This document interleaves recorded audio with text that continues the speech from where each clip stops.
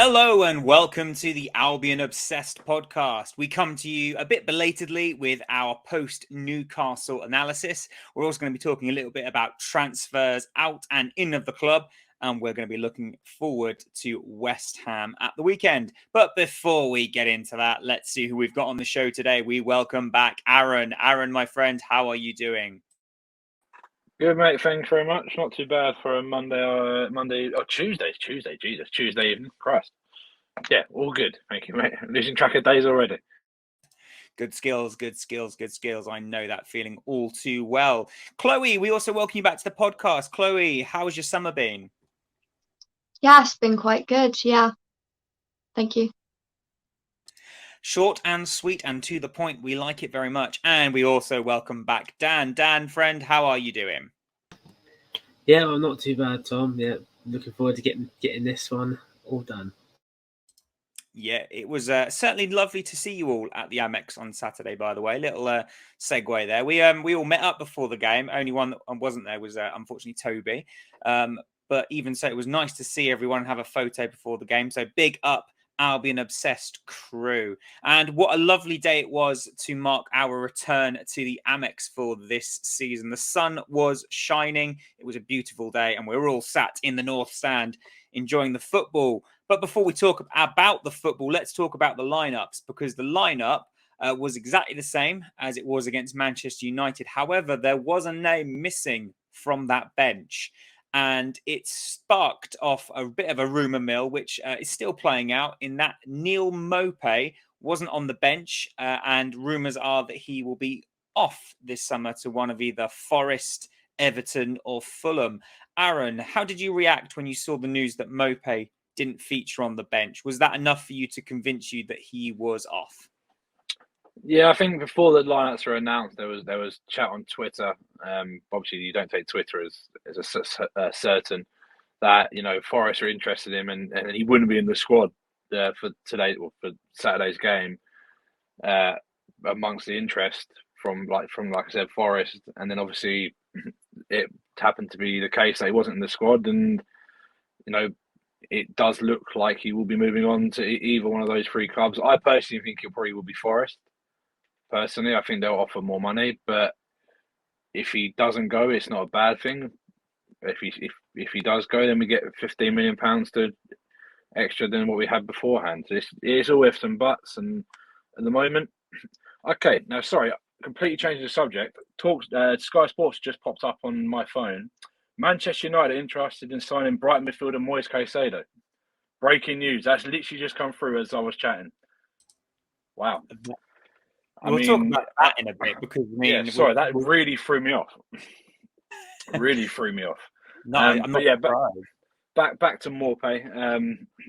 Yeah, if he goes, it'd be a shame, but we'll have to see what happens. It's still got 14 days left, or 15 days left of the transfer window, so just got to see what happens.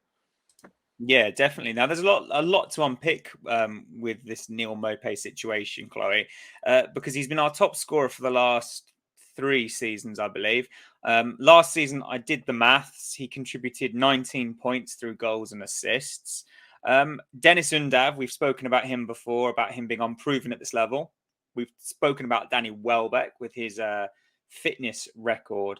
Chloe, what is your view on this whole Neal Maupay situation? We know you're a huge Neal Maupay fan, but what do you make of all this? Is it the right move for Neal and the club?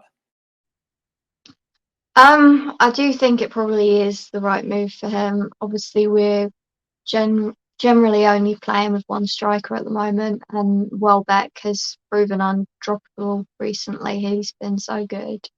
And Undav is apparently above the pecking order, above Neal in the pecking order too. So I can, unfortunately, probably is the right decision for him to move on, and I'm very disappointed to be losing him. I think he's a very good player, and I've got every faith that he'll hit the ground running at whichever club he does end up at. it's just sad to see him go, really. There was a familiar face at the Amex on Saturday in your favourite player to ever grace a football pitch, I hear, Aaron, in Dan Burn. How nice was it to see Dan Burn back at the Amex, and how good was the reception that the Brighton faithful gave him? It was good to see the sweet prince, my sweet prince again. It was never got to say goodbye, so it always stung. But no, it was nice. It's nice to see him. But I think the reception was really nice as well. I think he played up to it as well, which is quite nice. Like the bit in the corner with Solly March, with him and Joe Linton, and him just started pushing around Dunk and Marsh, just joking around. No, it was nice to see him back. He actually played quite well, to be fair, which was annoying. As we know how well he can play at left back. Yeah, no, it's nice to see him back. And I think, like he said in his post-match interview, you know, it was nice to say goodbye to a couple of people, and you know, nice to go back to Amex and get the fans to say goodbye properly this time. Yeah, and there was another bit in that interview where we talked about Tarek coming on at like 70 odd minutes, and there was a part in the second half when Tarek absolutely rinsed him, and you could just see Dan Burn laughing. And I don't know if you noticed this. I think he also did a Gross turn. He did a Cruyff turn on Pascal Grove and then passed the ball to Trossard, I think. So good for you, Dan. It was fantastic to see him back. And you know, when he came out for the second half, he clapped the North Stand, which I thought was really classy. But yeah, Aaron, as you say, he just seemed to enjoy being back. And as you say, he was joking around when Solly was having his little bust up with Joe Linton. So no, it was good to see him, and we wish him all the best for the rest of the season, apart from obviously when we play them. But let's move on then. So let's talk about the first half. Bit of a cagey first half, wasn't it, Chloe? But let's talk about the man who Aaron mentioned at the top of the show, in Moises Caicedo. Now, we'll talk a bit about the transfer rumours a bit later in the episode, but just how good did Moises look in that first half? Because he was putting in some phenomenal tackles. Yeah, he was really good. Sometimes when he goes in for those tackles, I just worry that he's going to end up fouling someone, but he's just gets it so accurate that he just gets the ball, and it was really great to see. Although that he could just cut it out when they were starting to attack, so we didn't have to worry too much about them getting up the pitch and scoring. So yeah, he was absolutely so important. Just getting the ball when it's in the midfield rather than just backpedaling and then having to defend in your own half. So yeah, that was great to see. It certainly was, and the club put out a little clip of all of Moises's tackles at the weekend, and you know, I turned around to Joe and said, "Bissouma, who?" Because he was just so imperious in the middle. He really did boss that midfield. Now, Dan, I'm going to come to you next and hope that your microphone works. I did give it a bit of a pause there just in case we needed to edit it. Another man who impressed in the midfield for me, Dan, was Adam Lallana. Now, we've spoken about it before that Adam Lallana sometimes gets a bit of hate on social media, but I thought it was another very impressive performance from him. What did you make of Adam Lallana's performance on Saturday? Just want to double check you can hear me, yeah? Cool. Right, let's go. Adam Lallana was very good. There's basically new life in the old dog, as they always like to say. And he's coming to his own this season. I've noticed that he's very, very much a sort of different player. I still think maybe the player that we all saw at Liverpool, winning Champions Leagues, winning Premier Leagues. Yeah, he was very good. I wanted him to be man of the match as well because he was just everywhere. You just see this guy just running, and you're thinking this guy has numerous injuries to his legs and just playing amazing. So yeah, I hope that's more we're going to see of him this season, because definitely we love to see that, and hopefully then we can all stop this talk hopefully about injuries that we do with Dave Welbeck. Yeah, I agree with you, Dan. I thought he was fantastic on Saturday, and he was definitely in the running for man of the match for me. There was one point, I think it was in the second half, he gave Webster and no, it wasn't. It was the first half. He gave Webster and Trossard an absolute rollicking. I don't know what it was about, but you could just hear him bawling at the pair of them. And it's just so nice to see that leadership on the pitch. And Graham Potter said it numerous times about what Adam Lallana brings to the team, not just on the pitch with his skills, but also as his ability as a leader. So it was absolutely fantastic to see him. We'll have to see him have two very good games to start with. He had a chance in that first half, a nice turn shot, but Pope was able to comfortably save it in the end. And another player that really has impressed me in the first two games, Aaron, is Solly March, who had a shot cleared off the line in the first half. What did you make of Solly's performance? Yeah, he played well. He seems to be growing in confidence every game he plays, which is nice to see. But it's sort of the ability we knew Solly had. It just sometimes he doesn't show it. And I feel like the pre-season games that he played in, he looked good, and he's growing in confidence every game, and it's a good thing. It's only positive things at the moment from Solly. If he can keep the form up, a whole different story. If he can, then that's going to be fantastic news for us. And before he had his injury a couple of years back, he was pushing for England. So if he carries on the form he's currently on, I can't see why that's not a genuine possibility this year. Yeah, he had a fantastic first half, and in the second half, he was scintillating. I've never heard his name sung so loudly around the Amex as it was on Saturday. There was a moment, Chloe, where him and Joel Linton had a bit of a bust up there on the line, but I think that was purely down to how much trouble he was causing Newcastle. What did you make of Solly's performance on Saturday? Yeah, I thought he was very good again. I feel he goes under the radar a bit sometimes, but this game and against United, he's just been very good getting those balls into the box. And that one that he had cleared off the line, I thought that had gone in, and then it's not in, and you just hear the crowd go, "Oh!" That famous noise. So he was very unlucky not to score, I think. Yeah. Did he have another one cleared off the line, or am I thinking of? That was Joel Veltman. There was a moment where Solly ended up in the back of the net in the second half at a corner, but no, the ball was cleared off the line in the second half, but that was Joel Veltman, I believe. But he did hit the post against Manchester United, I think. I could be wrong. But he drew the save from De Gea that led to our second goal. So yeah, as you say, Chloe, he's been flying under the radar for quite a while, but it seems that the new kit number is doing him very well, because he's just, again, a bit like Adam Lallana. He's found a new lease of life, and long may it continue. So let's talk about that Joel Veltman chance then, Dan, because Veltman also had a shot cleared off the line. Newcastle, to their credit, they looked very well organised in defence. What did you make of Newcastle's defensive resilience and that Joel Veltman chance?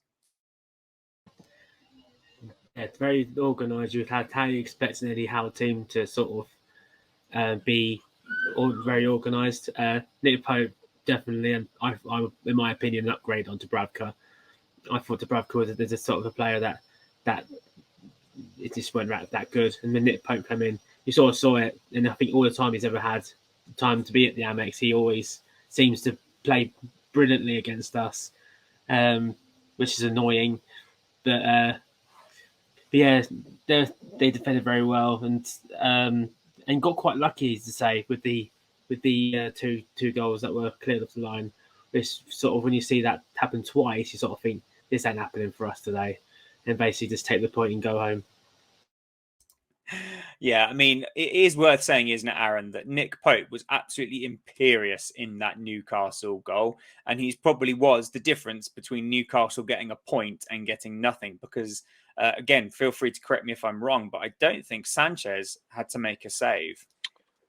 No, he didn't. I don't think. I spoke to some Newcastle fans on the parking ride on the way up, way back. Sorry, and they said they don't remember your keeper making a save or Sanchez making a save, and Nick Pope kept him in that game. It's as simple as it. He was superb, especially the header from Adam Lallana. I generally thought that was in. I was right behind it, and I know Pope is a big lad, and the fact he still somehow got there still baffled me.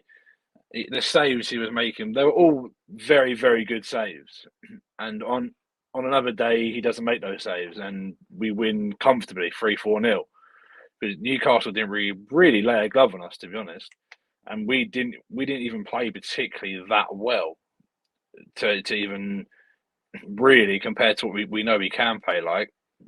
But if you said to me at the start of the day we will take a point and we at home, but we, against a good organised Newcastle team, would I take it? Probably. Being the boring pessimist that I am, I'll happily take a point. And it'd be nice to see a couple of goals, but it wasn't the case. But we've got to now focus on this weekend. It was a good performance against a good organised team, and we'll go again on Sunday. We certainly shall do. And I think, yeah, you're right, Aaron. I think the first half was a bit sort of lackluster, but the second half we did perform really, really well. And there was one name that automatically comes to mind, Chloe, and that was Mitoma. Mitoma came on towards the end of the second half, and Trossard, who had not really gotten the better of Kieran Trippier all day, and then suddenly Mitoma comes on, and Trippier was in a world of hurt. Because Mitoma was just running rings around him. What did you make of Mitoma's cameo at the weekend? I thought it was brilliant. It's sort of similar to when Lamptey joined, and he's just got no fear. And the way he played, it was just going around players. His decision making was so good, getting his balls into the box, just sort of to the right players. If only Gross got that one on target, because it would have been an assist. But he's just looked so good, and I'm so excited for him to get more minutes for us. But unfortunately, I think the current squad, the sort of starting 11, I think our bench now is so strong. We've got so many good options that we can bring on. So I don't know if he's going to get a start anytime soon, but he is a really exciting option to have, I think. Yeah, very exciting. We were sat, I was sat just in front of some Japanese fans who were at their first game at the Amex, and they were so excited when he came onto the pitch. And that moment where he cut that ball back for Gross, they were jumping out of their seats because they thought their boy had got an assist. But Dan, there were some lovely moments. There was a lovely moment where Mitoma and Mwepu, I think it was. Again, they just had Trippier on toast. There was a lovely little flick over Mitoma did over Trippier's head, and he just kept running. Some players with the slightest touch will go down, Dan, but Mitoma, he just looks like he can run for days. What did you make of Mitoma's brief appearance? There is some player there. There is definitely a player there. He looks very good. Even when he had those brief appearances in pre-season, he looked good. Would he be a better option in front of Trossard? I think sometimes. It depends on the opposition. I think that's why we have him. It's sort of like a different option. I think sometimes Trossard can get a bit lost in games. We've said this many times last season on this pod, and said that he only sort of plays for the big six, even though he did score a lot of goals at the end of the season. But I think with Mitoma behind him and obviously looking so good, I think Trossard would probably be a bit wary of the person behind, because otherwise, if he keeps having bad games, I think he'll probably end up losing his place in the squad, and Mitoma will probably take over. But yeah, he's very good. I'm looking forward to seeing more of him if and when that comes. Likewise. And you do raise a very good point there, Dan, because Trossard, I think it has been fair to say, hasn't had a player that is too similar to him at this club whilst he's been there. Which means that he's had a relatively easy ride, perhaps in just the terms of there's no one there waiting to take the position off him if his form dips. But Mitoma looks to be a very exciting player, and I hope to see much more of him over the coming weeks and months. As Chloe says, though, it's a very strong 11 with a very strong bench. So it will be interesting to see how much of Mitoma, Undav, Sarmiento and Ciso that we actually get to see this season. Perhaps it will be made better for those players if Mopé does leave and the club don't bring in a replacement. But we'll talk about that in just a little while. So let's just come to the end of that match then, guys, and let's hear your player of the match and why, if that's okay. So, Aaron, who was your player of the match? To be fair, I can't really complain with the man of the match choice on the day of Caicedo, to be honest. I think he's proven himself every single Premier League game he's played. He seems to be getting better and better, which is quite scary for a player his age, looking as comfortable and as good in the Premier League than he does. He will reach the top. He will reach the top. He has a bigger ceiling than Bissouma, than Cucurella, 100%. And that's not just because he's still at the club. I generally believe that. And in fact, he's 19, injury-free career, hopefully ahead of him. He could go anywhere in the world. Yeah, most certainly can. I mean, the song about him, he came to win the Ballon d'Or. I mean, it might be crazy to say this, but, if he keeps playing the way he does, there's no reason why that can't be a distinct possibility in his future. Chloe, who was your player of the match, please? Yeah, I've got to go with Caicedo. He just was so good again. He always is so good. Yeah, very imperious, as we said earlier. Dan, who was your player of the match? I think he's doing a clean sweep. Caicedo was obviously very good. He's just such a good player. I agree, Aaron completely. He's got the highest ceiling out of anybody we've ever had at this club.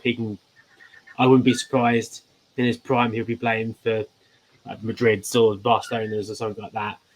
If there's going to be a Barcelona to play at. As an honourable mention as said with earlier as well for Lallana, obviously a completely different player than who we've seen. He's such a good. He's showing that he's got his worth back in the team again to be in that squad. So yeah, they're my picks. Good shouts all around, and we'll come and talk about Caicedo in just a little bit in regards to transfer rumours. But my man of the match, I'm going to go with Solly March. I just thought he looked so good on Saturday. And it's just so nice to see him, back to his confident old self that we saw, which we probably haven't seen for quite a while. Woods take on the man. Yeah, he just looked very good. But as you say, Dan, honourable mentions to Moises Caicedo, as you guys have all pointed out, because he had a fantastic game. And also to Adam Lallana, who I thought was fantastic. And also a good shout out to Lewis Dunk, who I thought, handled Wilson really, really well, because Wilson historically has been quite a thorn in our side. But no, it was a good all-round performance, I thought, if it lacked a bit of a goal fest. So let's look ahead then, because at the weekend we play West Ham. Now, West Ham have got 0 points from their first 2 games. They've lost to Manchester City, which perhaps isn't particularly surprising, but somehow they conceived to lose to Nottingham Forest. They missed a penalty. I think they hit the post or the bar, and they absolutely peppered that Nottingham Forest goal with shots, but still managed to walk away with absolutely nothing. Now, Aaron, historically, we always play very well against West Ham. We haven't lost to them in the Premier League yet. What do you think about this game at the weekend? Do you think it's going to be a hard game, or are we going to rock up and going to do our usual over West Ham? It's always a difficult game when you play West Ham anyway. They are a well-drilled club. I think we're playing them probably at quite a good time. Obviously 2 defeats on the bounce. They only got one fit centre half, which is I think it's Zuma and Ben Johnson playing as their centre halves at the moment, and Johnson's a right back, so it's it's not his natural position. I don't know what it is with West Ham, why they can't seem to get anything from us other than a point. That they haven't beaten us since we've been in the Premier League. It's just one of those weird clubs, really, that like you rock up and you think, it's going to be a difficult game, and then we just either roll over and, like we went 2-0 up there a couple of years back, didn't we? And then we got back to 2-2. And even then you're thinking, just hang on. But then other times we can just take them to the cleaners. It's very, very hit and miss with West Ham. And they have their record, like you said, is atrocious against us. So I'm hoping we'll do well. I can't see why not. Our confidence should be flowing. They'll be looking to get some sort of form back in their legs, especially with the 2 defeats at the start of the season. Just have to wait and see. Just have to wait and see. I know I say this every single week. Come back to me at 1 o'clock Sunday afternoon when I look at the team sheet and go, sweet, let's go. Very good. Very well put, Aaron. Chloe, are you making the trip up to London at the weekend? And if you are, well, regardless of whether you are or not, do you think it will be an easy game or will it be quite difficult? Yeah, I am making the trip up. I don't think it will be an easy game at all, to be honest. When it's sort of like they're trying to get their first win of the season, well, their first point of the season even, and they've never beaten us. That feels just like everything is going towards them beating us. I don't know why it makes me think like that, but it just does. So a bit nervous, but if we turn up, there's no reason we can't beat them. We've been quite good so far this season. I think second half against Newcastle more so than the first, but we've shown some good stuff and we've played some good stuff. And I think if we turn up, there's no reason we can't get all 3 points. I like it. I like it. Very optimistic. Very optimistic. Dan, where do you stand on the West Ham fixture? Do you think West Ham will be eager to get some points on the board, so they might either play it safe to get the point, or do you reckon they'll go a bit gun ho, trying to get all 3, which might leave space for our pacey forwards and the likes of Trossard, March, and Mitoma to punish them on the counter attack? I think for West Ham, they've got to be getting something out of these games now. They've you say 2 losses on the bounce. They need to get something somewhere. I'd imagine they might come out to try and get the win. Obviously, you need to turn up to do that anyway. But I don't know what it is about us. As Aaron said, I don't know what it is about us too. They can't seem to beat us for some reason. When last time they beat us was that 6-1 drubbing they gave us at Upton Park years ago, which I absolutely hated to see. I was literally going, what the hell is going on? But less about that anyway, because that was in the Championship, not now. But yeah, it's a strange one because you think that West Ham being, they're in Europe again this season, and Europa, but I think they're Europa. I know Conference League. They're in Europe again, and they can't seem to do a little old Brighton, but I think it'd be an interesting match to watch. I think it's on Sky. I'm not sure if it is or not. But if it is, also I'll be watching it. But yeah, it'd be interesting. So because they'd be wanting to get the win, obviously, to get some points on the board, and we want to keep that good run going. So you have to wait and see. We certainly do. It is worth mentioning, obviously, that our away form has been, fantastic over the last year and a half. We have yet to concede a goal this season, but we haven't scored against ourselves. So that's obviously a positive as well, I think. But as you all guys have all said, there's no reason we can't go to West Ham and look to get something there. If you had told me after the first 2 games we'd have 4 points on the board, I'd be very excited by that, especially going to West Ham next, because I genuinely think we could probably get something from there. So it'll be interesting to see how we line up against them. I wouldn't be surprised to see the same 11 that we've seen in the previous 2 games, to be honest, all being well. So we've chatted a little bit about transfers in this episode. We've talked about Neal Maupay potentially going and what that might mean for the club. Just in regards to Neal Maupay, Aaron, do you think that if Maupay does go, we will see a striker come in? Probably not, to be honest.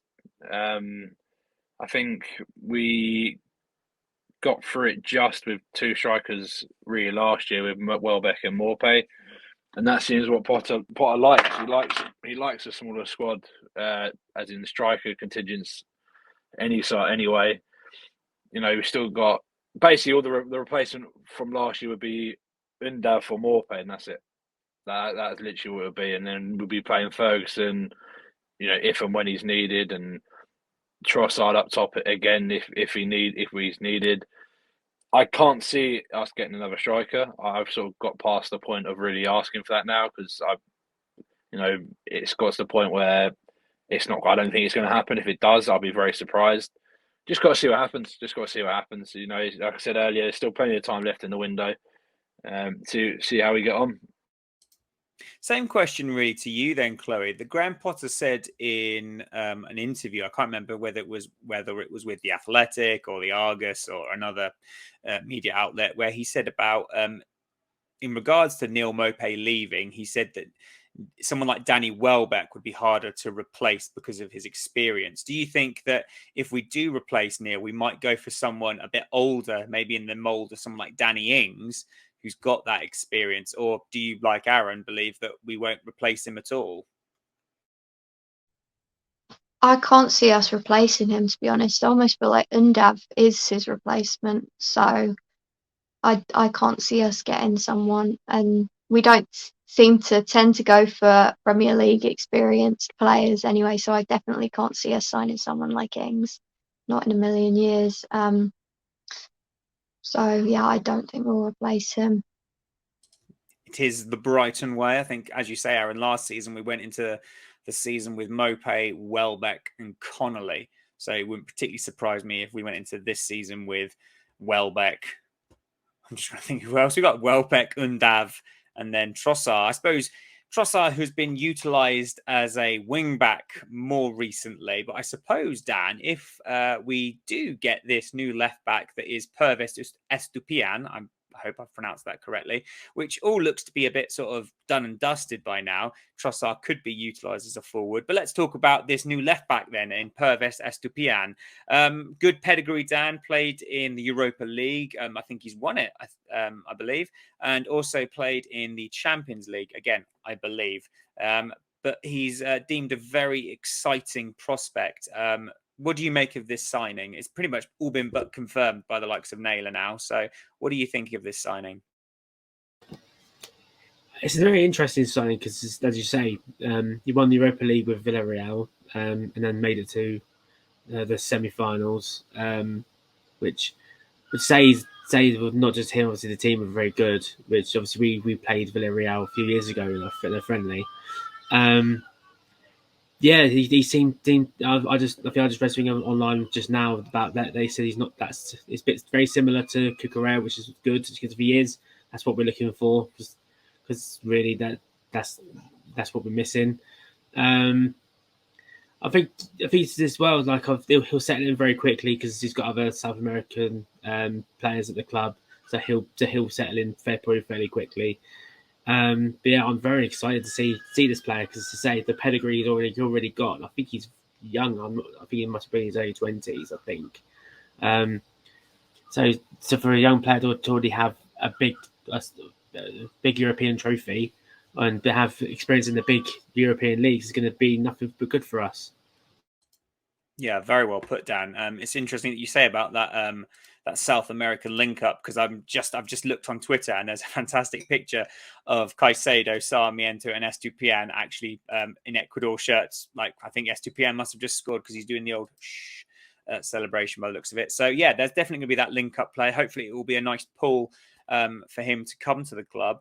And if he is as good as Cucurella, as they say, at the age of 24. Then he's going to have a very, very bright future, and long may that continue, bringing in these wonderful South American players. And talking of a South American player, the one that we've spoken about already is the news that apparently Manchester United are interested in Moises Caicedo. Aaron, I'm interested in world peace and not destroying the rainforests. Which one do you think has got more likely to happen? World peace or Moises Caicedo going to Manchester United? World peace. World peace will win that. It'll come around a lot quicker than Caicedo to United, that's for sure. I don't know. It's just not going to happen. It's just not. No. What price, Aaron, would it take? 100 mil plus. Before even we just start even discussing anything. 100 mil plus. Before we sit down in their boardroom and go, all right, now you got our attention. How much are you really going to want to offer? Because he's our Basuma replacement. Why on earth would we sell our Basuma replacement the year of Basuma's departing? It just wouldn't make sense to start with. It's just not going to happen. It's just not going to happen. United are an absolute shit show at the moment, and they will be for years to come. They will not be. There will be.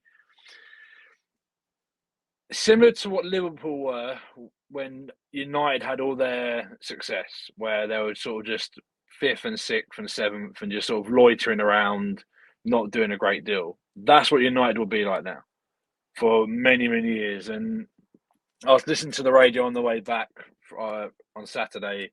I gave two Newcastle fans who are mates of mine a lift back home. And he says something, literally with the words, United are a shit show. Long may it continue. And I was like, amen to that, brother. Amen to that. Yeah, I wonder, Aaron, how many of those kids that we grew up with in the 90s who supported Manchester United then, I wonder how many of them are, how they're feeling right now, seeing them. Couldn't really care less, to be honest. Couldn't really care less. Shouldn't be glory hunters. That's what I should say on that one. Support your local. Support your local, ladies and gentlemen. Support your local teams, 110%.